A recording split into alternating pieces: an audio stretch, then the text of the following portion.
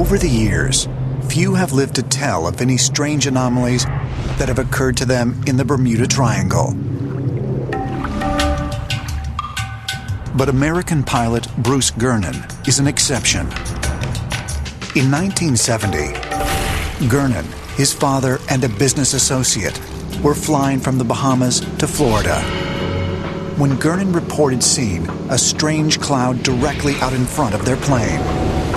Then, as he approached, Gernon claims the cloud formed a donut-shaped hole, or vortex. The tunnel was huge at first, but then it started getting smaller rapidly. And when I penetrated into the tunnel, an incredible thing happened. These lines instantly formed.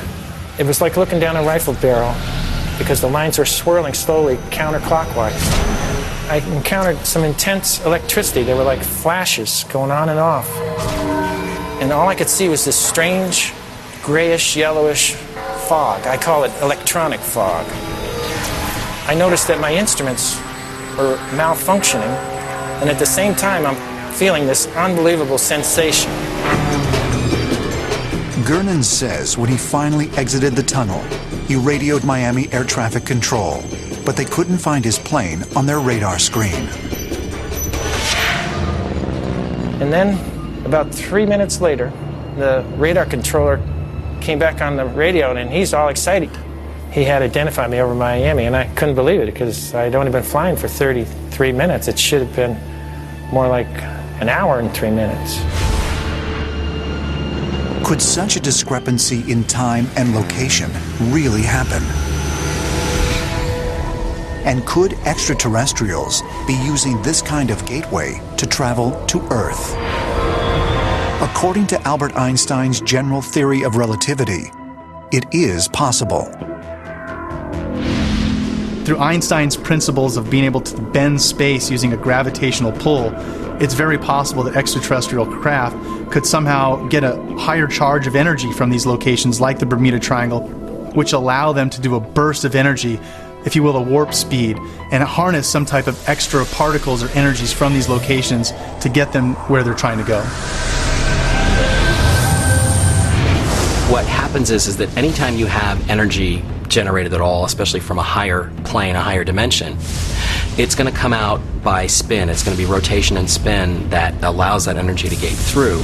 So by definition, such energy emissions are going to be vortexes. So a vortex and a gateway are the same thing. Since wormholes are theoretically located throughout the universe, could these same types of gateways exist in smaller areas on Earth? If so, are strange electromagnetic levels the key to discovering them? Completely unconnected people report the same thing. And it always has something to do with electromagnetic phenomenon, usually involving an unexplained vapor or cloud. This phenomena indicated UFOs materializing or dematerializing in our dimension. It's quite possible that the Bermuda Triangle is exactly one such interdimensional doorway that's used by these aliens.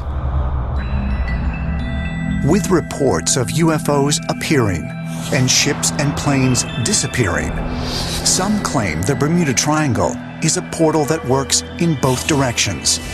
So if, as ancient astronaut theorists claim, otherworldly visitors have been using them to come here since ancient times, might we someday use this shortcut to visit them? And if there really is a portal in the open waters of the Bermuda Triangle, might there be others on land?